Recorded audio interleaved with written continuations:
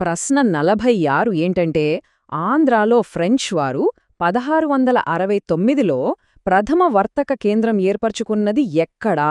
దీనికిచ్చిన options చూద్దాం. Option 1 Yanam, option 2 Machilipatnam, option 3 Bheemunipatnam, option 4 Kakinada. యూరోపియన్ల రాక అనే టాపిక్ నుంచి వచ్చిన చాలా స్టాండర్డ్ క్వశ్చన్ ఇది. దీనికి కరెక్ట్ ఆన్సర్ ఆప్షన్ 2 మచిలీపట్నం. ఎందుకంటే అప్పట్లో తూర్పు తీరంలో బందరు లేదా మచిలీపట్నం ఎంత కీలకమైన రేవు పట్టణమో మీకు తెలిసిందే. అందరి కన్ను ఆ పోర్ట్ మీదే ఉండేది. డచ్చులు, ఆంగ్లేయులు, తర్వాత ఫ్రెంచ్ వాళ్లు కూడా గోల్కొండ నవాబుల దగ్గర ప్రత్యేక ఫర్మానా తీసుకుని 1669లో మార్కారా నేతృత్వంలో తమ ఫస్ట్ ట్రేడింగ్ సెంటర్ని ఇక్కడే స్టార్ట్ చేశారు. ఇది వాళ్ల వ్యాపారానికి ఒక బలమైన పునాది వేసింది. ఈ పాయింట్ ఎగ్జామ్స్కి చాలా ఇంపార్టెంట్, గుర్తుపెట్టుకోండి.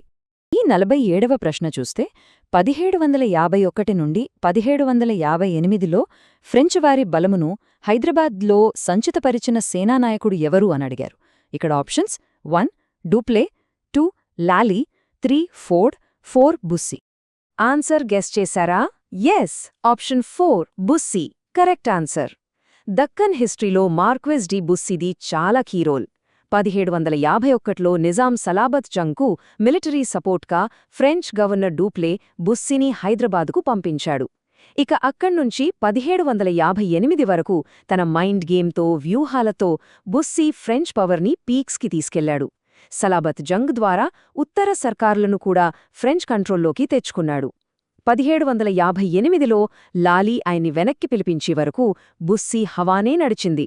48వ ప్రశ్న ఏంటంటే, రంపా విప్లవం చెలరేగిన సంవత్సరం ఏది? Option 1 1876, option 2 1879, option 3 1878, option 4 1874. దీని కరెక్ట్ ఆన్సర్ ఆప్షన్ 2 అంటే 1879. అసలు ఈ రంపా విప్లవం ఎందుకొచ్చింది? ఇది గోదావరి ఏజెన్సీ ప్రాంతంలో గిరిజనులు చేసిన ఒక చారిత్రక పోరాటం. బ్రిటిష్ వాళ్ల అడ్మినిస్ట్రేషన్, ముఖ్యంగా స్థానిక ముత్తాదార్ల అణచివేత, అడవులపై గిరిజనులకున్న హక్కులను లాక్కునేలా తెచ్చిన ఫారెస్ట్ యాక్ట్స్ ఇవన్నీ వాళ్లలో తీవ్ర అసంతృప్తిని రాజేశాయి.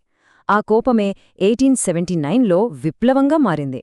దీన్ని అణచివేయడానికి అప్పట్లో బ్రిటిష్ వాళ్లకి చాలా సమయం పట్టింది. 50వ ప్రశ్న, ఈస్ట్ ఇండియా కంపెనీ ఉద్యోగుల్లో ఎవరు ఆంధ్రాలో ఆరాధ్యులు? Options 1 Thomas Munro, 2 Arthur Cotton, 3 Charles Philip Brown, 4 పైవారందరూ. ఇది గెస్ చేయడం చాలా ఈజీ గదా? అవును, ఆప్షన్ 4 పైవారందరూ అనేది కరెక్ట్ ఆన్సర్. వీళ్లంతా బ్రిటిష్ అధికారులైన ఆంధ్ర ప్రజలు వీళ్లను దేవుళ్లలా కొలుస్తారు. ఎందుకంటే థామస్ మన్రో రాయలసీమలో రైతువారీ విధానాన్ని తెచ్చి రైతులను దళారుల దోపిడీ నుంచి కాపాడాడు. అందుకే ఆయన్ని మన్రో ధర అంటారు. ఇక ఆర్థర్ కాటన్ గురించి నేను వేరే చెప్పాలా? గోదావరి మీద ధవళేశ్వర మానకట్ట కట్టి ఆ ప్రాంతాన్ని అన్నపూర్ణగా మార్చాడు. మూడో వ్యక్తి సిపి బ్రౌన్. ఆంగ్లేయుడైనా సరే వేమన పద్యాలను సేకరించి డిక్షనరీలు రాసి మన తెలుగు భాషకు ఆయన చేసిన సేవ అంతా ఇంతా కాదు. అందుకే వీళ్లందరూ మనకు ఎప్పటికీ ఆరాధ్యులే.